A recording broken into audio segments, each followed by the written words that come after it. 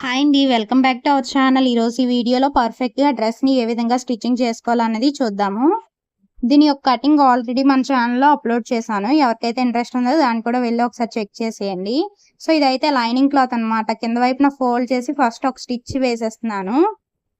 ఇలా మనం ఒక స్టిచ్ అన్నది వేసుకోవాలన్నమాట. వీడియోలో చూపించే విధంగా ఫస్ట్ ఒక ఫోల్డింగ్, మళ్ళీ ఇంకొక ఫోల్డింగ్ చేసి ఇలా స్టిచ్ వేసుకోవాలి. ఇంకొక లైనింగ్ కూడా అలానే స్టిచ్ వేసుకొని లైనింగ్ క్లాత్కి ఒరిజినల్ క్లాత్ని అటాచ్ చేసి చుట్టూ ఉన్న ఎక్స్ట్రా క్లాత్ని కటింగ్ చేసిన తర్వాత అప్పుడు మళ్ళీ మీకు చూపిస్తాను. మీరు కూడా ఇదే ఫాలో అవ్వండి. ఫస్ట్ అయితే లైనింగ్ క్లాత్కి ఒరిజినల్ క్లాత్ అన్నది అటాచ్ చేసుకొని చుట్టూ ఉన్న ఎక్స్ట్రా క్లాత్ని అయితే కటింగ్ చేసుకోవాలి. ఇప్పుడు రెండో లైనింగ్ క్లాత్ కూడా సేమ్ ఇదే విధంగా స్టిచ్ అన్నది వేసుకోవాలి. ఇక్కడ హ్యాండ్స్ అనేవి మనకి ఎల్బో దాటిపోయింది కాబట్టి ఇక్కడ నాకు లైనింగ్ క్లాత్ అన్నది కొంచెం ఎక్స్ట్రానే కావాల్సి వచ్చింది.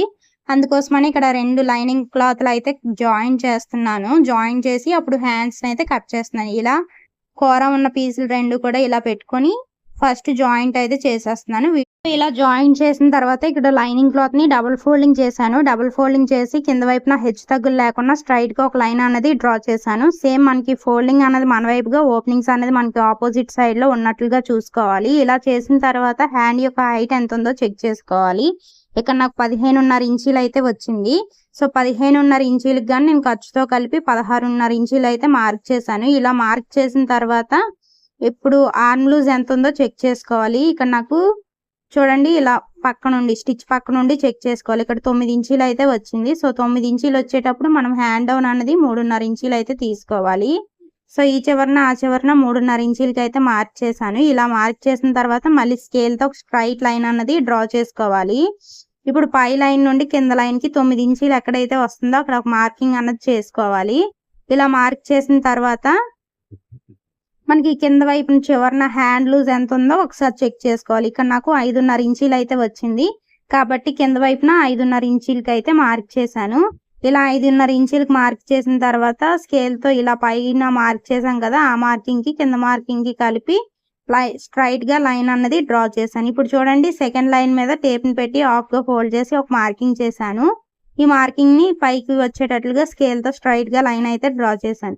ఇక్కడ మనకి 2.5 ఇంచీల వరకు కూడా మార్క్ చేసుకోవాలి కార్నర్ లో. అండ్ ఫోల్డింగ్ నుండి మన వైపుగా సైడ్ నా లైన్ మార్క్ చేసాం కదా, అక్కడ నుండి మన వైపుగా ఒక 1 ఇంచ్ కి అయితే మార్క్ చేసుకోవాలి.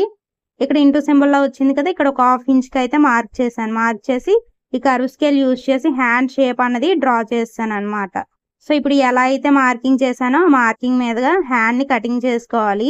యాక్చువల్ గా ఇది కటింగ్ చేసేటప్పుడు హ్యాండ్స్ అన్నవి కటింగ్ చేయలేదు, ఎందుకంటే మనకి ఇక్కడ క్లాత్ అన్నది చాలా తక్కువగా వచ్చింది. ఒరిజినల్ క్లాత్ చాలా తక్కువగా ఉందన్నమాట. ఏం చేద్దామా అనేసి ఫస్ట్ బాడీ పార్ట్ అయితే కటింగ్ చేస్తాను. సో ఇప్పుడు హ్యాండ్స్ కట్ చేశాం కదా, ఒరిజినల్ క్లాత్ అయితే నాకు దీనికి సరిపడా లేదు. అందుకోసమని చున్నీలో క్లాత్ని అయితే తీసుకొని హ్యాండ్స్ స్టిచ్ చేస్తాను. చున్నీ కూడా బాగానే వచ్చింది, అంటే డ్రెస్కి మ్యాచ్ అయినట్టే ఉందన్నమాట. అందుకోసమని చున్నీలో వచ్చిన క్లాత్ని అలా అడ్జస్ట్ చేశాను. హ్యాండ్స్ని అయితే జాయిన్ చేసి పెట్టేశాను ఆల్రెడీ. ఇక్కడ చూడండి నెక్ అయితే టాల్ స్టిచ్ చేశాను, ఆ వీడియో క్లిప్ అన్నది మిస్ అయ్యింది. ఇక్కడ నెక్ జాయిన్ చేయడం కోసం నేను క్రాస్ పీసులు అన్నవి తీసుకున్నాను. క్రాస్ పీసులు తీసుకొని చుట్టూ ఒక 1/2 ఇంచ్, అంటే మనకి పాదం విడ్త్ ఎంతైతే ఉందో అంత విడ్త్తో చుట్టూ కూడా ఇలా నీట్ గా ఒక స్టిచ్ అన్నది వేసుకుంటూ వచ్చేయాలి. ఇలా స్టిచ్ వేసిన తర్వాత మొత్తం అంతా కూడా చిన్న చిన్న టక్స్ అయితే ఇచ్చుకోవాలి. అక్కడక్కడ ఇలా టక్స్ ఇచ్చుకోవడం వల్ల మనకి రౌండ్ అన్నది బాగా తిరుగుతుంది అనమాట. ఇలా టక్స్ ఇచ్చిన తర్వాత ఫోల్డ్ చేసి మళ్ళీ పైనుండి ఒక టాప్ స్టిచ్ అన్నది వేసుకోవాలి. చూడండి వీడియోలో చూపించే విధంగా మనం బ్లౌజ్కి కానీ దేనికైనా హెమింగ్ కోసం ఎలా ఫోల్డ్ చేస్తామో ఆ విధంగా ఫోల్డ్ చేసుకొని పైనుండి ఒక స్టిచ్ అన్నది వేసుకుంటూ వచ్చేయాలి. ఇలా వేసిన తర్వాత మళ్ళీ ఫోల్డ్ చేసి ఇంకొక స్టిచ్ వేసామంటే సరిపోతుంది. ఇప్పుడు మనకి బ్యాక్ సైడ్ ఎక్స్ట్రా క్లాత్ వస్తుంది కాబట్టి ఇలా పైకి తేల్చుకుంటూ కట్ చేసామంటే మనకి డ్రెస్ అయినా బ్లౌజ్ అయినా కట్ అవ్వకుండా చాలా ఈజీగా ఫాస్ట్గా అయితే కటింగ్ అయిపోతుంది. సో చూసారు కదా, ఇలా కట్ చేసిన తర్వాత బ్యాక్ సైడ్ నుండి టాప్ స్టిచ్ అన్నది వేసుకుంటూ వచ్చేయాలి. చూసారు కదా, ఇలా వీడియోలో చూపించే విధంగా ఇలా బ్యాక్ వైపు నుండి కూడా ఈ హెమ్మింగ్ పీస్ ఏదైతే ఉందో దాని ఎడ్జ్ నుండి కూడా స్టిచ్ అన్నది వేసుకుంటూ రావాలి. ఇలా స్టిచ్ వేసిన తర్వాత ఇప్పుడు మనం ఫ్రంట్ పార్ట్ కూడా సేమ్ అదే విధంగా స్టిచ్ చేసుకోవాలి.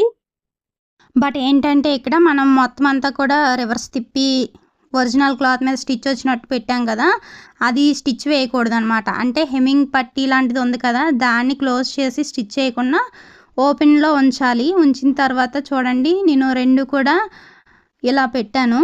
అంటే రైట్ సైడ్ వైపు పెట్టి స్టిచ్ వేశాను. ఇలా రివర్స్ చేసుకుంటే మనకి బయటికి ఖర్చులు అన్నవి కనబడవు అనమాట. సో ఇలా పెట్టిన తర్వాత ఇప్పుడు రెండో షోల్డర్ కూడా సేమ్ అదే విధంగా జాయిన్ చేస్తున్నాను. ఇలా జాయిన్ చేసుకోవాలి. చూడండి, మనకి ఖర్చులు అన్నవి ఎక్కడ కూడా బయటికి కనబడట్లేదు. చాలా నీట్ ఫినిషింగ్ అయితే వస్తుంది ఇలా చేయడం వల్ల. ఇలా స్టిచ్ చేసాం కదా, చేసిన తర్వాత ఇప్పుడైతే మెడపట్టిని ఇప్పుడు క్లోజ్ చేసి స్టిచ్ చేసామంటే మనకి నీట్గా వస్తుంది. అండ్ ఫినిషింగ్ అవన్నీ బాగుంటాయి అన్నమాట. ఖర్చులు కూడా బయటికి కనబడవు, ఫినిషింగ్ కూడా నీట్గా వస్తుంది. చూసారు కదా, ఇప్పుడు నేను షోల్డర్ జాయిన్ చేసిన తర్వాత అప్పుడు ఫ్రంట్ సైడ్లోని నెక్ అన్నది అటాచ్ చేస్తున్నాను. ఇలా మొత్తం అంతా కూడా చేసుకోవడమే. సో ఇప్పుడైతే నేను హ్యాండ్స్ అన్నవి జాయిన్ చేస్తున్నాను. ఇక్కడ చూడండి, కరెక్ట్గా షోల్డర్ జాయింట్ దగ్గర నుండి, అంటే షోల్డర్ జాయింట్ ఉంటుంది కదా, అక్కడి నుండి కరెక్ట్గా స్టార్ట్ చేయాలి. మిడిల్ పాయింట్ని అయితే స్టార్ట్ చేయాల్సి ఉంటుంది ఇక్కడ మనం. అప్పుడే కరెక్ట్గా వస్తాయి. మిడిల్ నుండి స్టార్ట్ చేసుకొని ఒక చివరకంటూ కుట్టేసుకుంటూ వచ్చేయాలి. ఇలా కుట్టిన తర్వాత మళ్ళీ రివర్స్ తిప్పి మళ్ళీ అంటే డబల్ స్టిచ్ అయిపోతుంది మనకి. ఫినిషింగ్ నీట్గా వస్తుంది, డబల్ స్టిచ్ కూడా అయిపోతుంది అనమాట. ఇప్పుడు చూడండి, ఇంకొక వైపును కూడా ఇలా స్టిచ్ చేసుకుంటూ వచ్చేయడమే.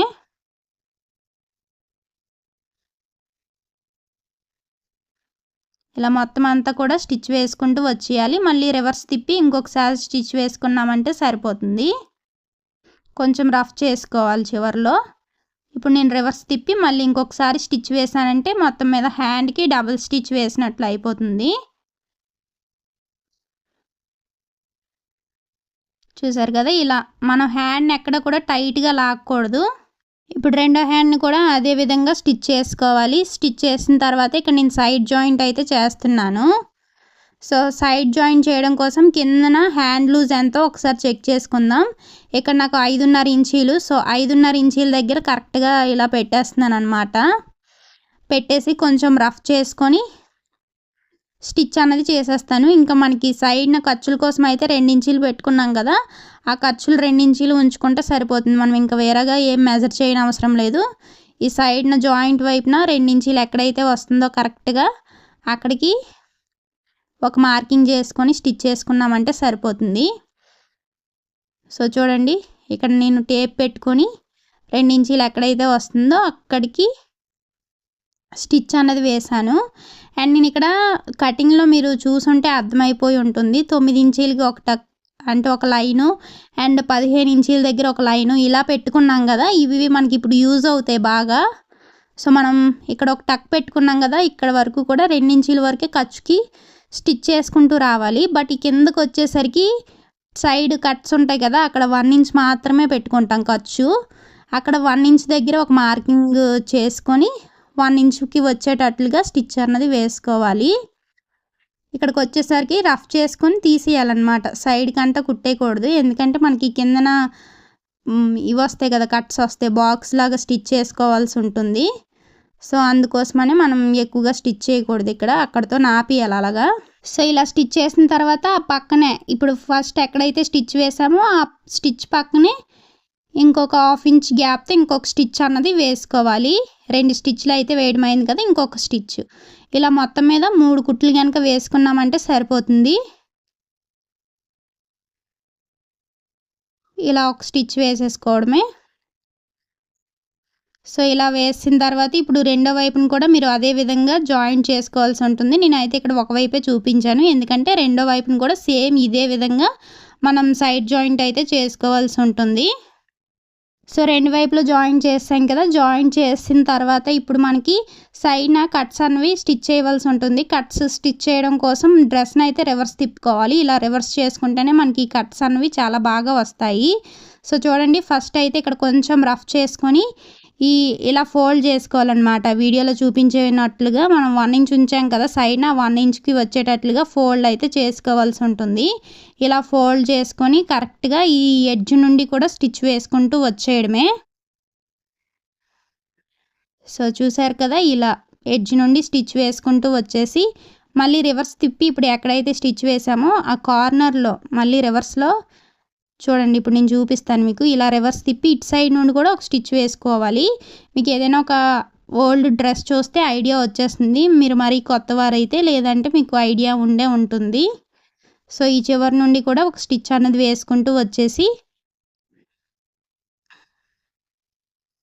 ఇప్పుడు రివర్స్ తిప్పి ఇటు సైడ్ కూడా అదే విధంగా స్టిచ్ అన్నది వేసుకోవాలి. నీడిల్ కిందకుంచి పాదం పైకి ఎత్తి గనక కుట్టామంటే మనకు కరెక్ట్గా వస్తుంది. ఇలాంటి కార్నర్స్ దగ్గర మనం ఎప్పుడైతే ఇది క్లాత్ జరపాలి మూవ్ చేద్దాం అనుకుంటున్నామో సూది కిందకుంచి పాదం పైకి ఎత్తి కుట్టామంటే సరిపోతుంది.